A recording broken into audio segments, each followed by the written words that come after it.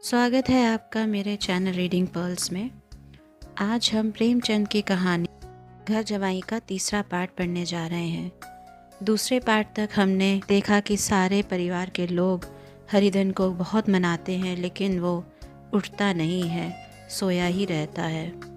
तो चलिए इसके आगे कहानी शुरू करते हैं। वहाँ द्वार पर एक टाट पड़ा था। उसे उठाकर सबसे अलग कुएं पर ले गया और जगत पर बिछा कर पड़ा रहा। रात भीग चुकी थी। अनंत आकाश में उज्जवल तारे बालकों की भांति क्रीड़ा कर रहे थे। कोई नाचता था, कोई उछलता था, कोई हंसता था, कोई आंखें मीच कर खोल देता था। रह रह कर कोई सासी बालक सपाटा भर कर एक पल में विस्तृत क्षेत्र को पार कर लेता था और न जाने कहाँ छा जाता था। हरिधन को अपना बचपन याद आया, जब वह भी इसी तरह क्रीड़ा करता था। उसकी बाल स्मृतियाँ उन्हीं चमकीले तारों की भांति प्रज्वलित हो गई। वह अपना छोटा सा घर, वह आम का बाग जहाँ वह केरियाँ चुना करता था, वह मैदान जहाँ वह कबड्डी खेला करता था, सब उसको याद आने लगे। फिर अपनी स्नेहमयी माता की सदैव मूर्ति उसके सामने खड़ी हो गई। उन आँखों में कितनी करुणा थी, कितनी दया थी।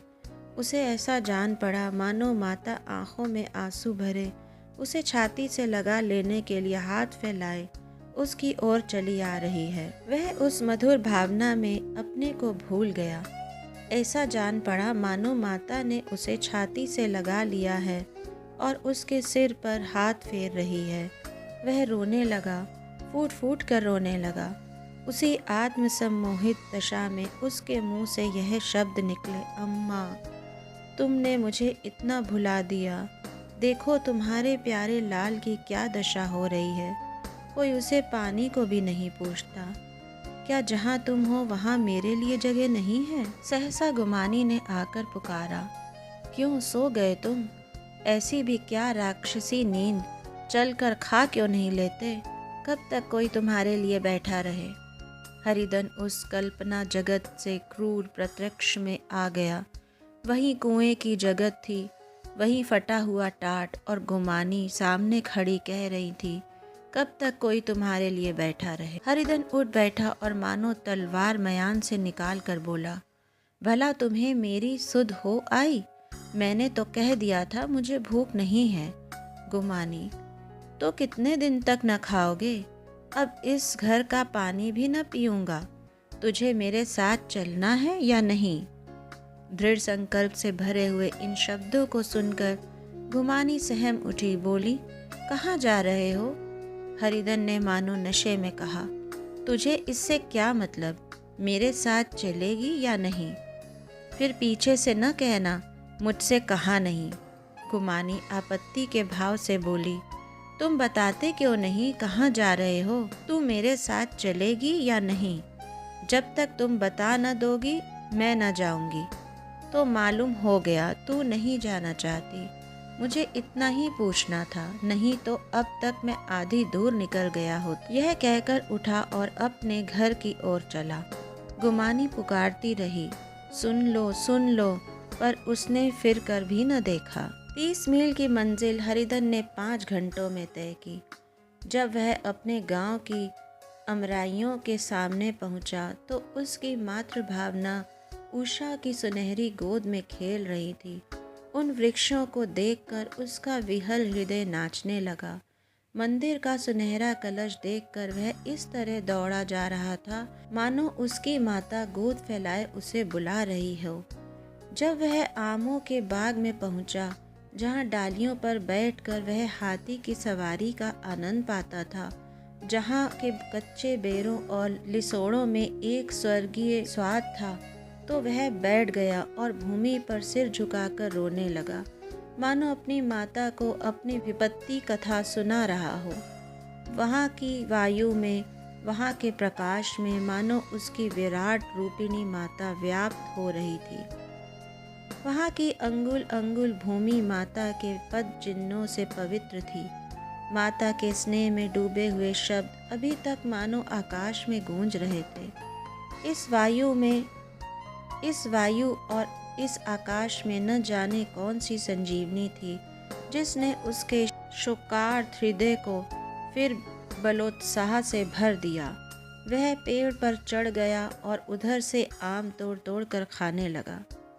सास के उस कठोर शब्द, स्त्री का वह निष्ठुर आघात, वह सारा अपमान उसे भूल गया। उसके पांव फूल गए थे, तलवे में जलन हो रही थी, पर इस आनंद में उसे किसी बात का ध्यान न था। सहसा रखवाले ने पुकारा, वह कौन ऊपर चढ़ा है रे? उतर अभी, नहीं तो ऐसा पत्थर खींच कर मारूंगा, वहीं ठंडे हो जाओगे। उसने कई गालियां भी दी। उस फटकार और इन गालियों में इस समय हरिधन को अलौकिक आनंद मिल रहा था। वह डालियों में छिप गया, कई आम काट काट कर नीचे गिराए और जोर से ठट्ठा मार कर हंसा। ऐसी उल्लास से भरी हंसी उसने बहुत दिन से न हंसी थी। रखवाले को यह हंसी परिचित मालूम हुई, मगर हरिधन यहाँ कहाँ? वह ससुराल की रोटियां तोड़ रहा है। कैसा हंसोड़ा था, कितना कितना चिबिल्ला। न जाने बेचारे का क्या हाल हुआ। पेड़ की डाल से तालाब में कूद पड़ता था। अब गांव में ऐसा कौन है? डांट कर बोला, वहां से बैठे बैठे हंसोगे तो आकर सारी हंसी निकाल दूंगा, नहीं तो सीधे उतर आओ। वह गालियां देते जा रहा था कि एक गुठली आकर उसके सिर पर लगी। फिर सहसा हुआ बोला, यह कौन शैतान है, नहीं मानता? ठहर तो मैं आकर तेरी खबर लेता हूँ। उसने अपनी लकड़ी नीचे रख दी और बंदरों की तरह चटपट ऊपर चढ़ गया। देखा तो हरिधन बैठा मुस्कुरा रहा है। चकित होकर बोला, अरे हरिधन, तुम यहाँ कब आए? इस पेड़ पर कब से बैठे हो? दोनों बचपन के सखा वहीं गले मिले। यहाँ कब आए? चलो घर चलो। भले आदमी, क्या आम भी मैसर होते थे? हरिधन ने मुस्कुराकर कहा, मंगरू, इन आमों में जो स्वाद है वह और कहीं के आमों में नहीं है। गांव का क्या रंग ढंग है। मगरू, सब बेचैन है भैया, तुमने तो जैसे नाता ही तोड़ लिया। इस तरह कोई अपना गांव घर छोड़ देता है? जब से तुम्हारे दादा मरे सारी गृहस्थी चौपट हो गई। 2 छोटे छोटे लड़के हैं, उनके किए क्या होता है? हरिधन, अब उस गृहस्थी से क्या वास्ता है भाई? मैं तो अपना ले दे चुका, मजूरी तो मिलेगी ना। तुम्हारी गैया ही चरा दिया करूँगा, मुझे खाने को दे देना। मगरू ने अविश्वास के भाव से कहा, अरे भैया, कैसी बातें करते हो? तुम्हारे लिए जान हाजिर है। क्या ससुराल में अब न रहोगे? कोई चिंता नहीं, पहले तो तुम्हारा घर ही है, उसे संभालो। छोटे छोटे बच्चे हैं, उनको पालो। तुम नई अम्मा से नाहक डरते थे, बड़ी सीधी हैं बेचारी, बस अपनी माँ समझो, तुम्हें पाकर तो निहाल हो जाएंगी। अच्छा, घर वाली को भी तो लाओगे? हरिधन, अब उसका मुंह न देखूंगा, मेरे लिए वह मर गई। मगरू, तो दूसरी सगाई हो जाएगी। अब की ऐसी मेहरिया ला दूंगा कि उसके पैर धो धो पियोगे, लेकिन कहीं पहली भी आ गई तो? हरिधन, वह न आएगी। हरिधन अपने घर पहुंचा तो दोनों भाई भैया आए कहकर भीतर दौड़े और माँ को खबर दी। उस घर में कदम रखते ही हरिधन को ऐसी शांत महिमा का अनुभव हुआ मानो वह अपनी माँ की गोद में बैठा हुआ है। इतने दिनों ठोकर खाने में उसका हृदय कोमल हो गया था। जहाँ पहले अभिमान था, आग्रह था, हेकड़ी थी, वहाँ अब निराशा थी, पराजय और याचना थी। बीमारी का जोर कम हो चला था, अब उस पर मामूली दवा भी असर कर सकती थी। किले की दीवारें छिद चुकी थी, अब उसमें घुस जाना असाध्य न था। वही घर जिससे वह एक दिन विरक्त हो गया था, अब गोद फैलाए उसे आश्रय देने को तैयार था। हरिधन का निर्विलंब मन यह आश्रय पाकर मानो तृप्त हो गया।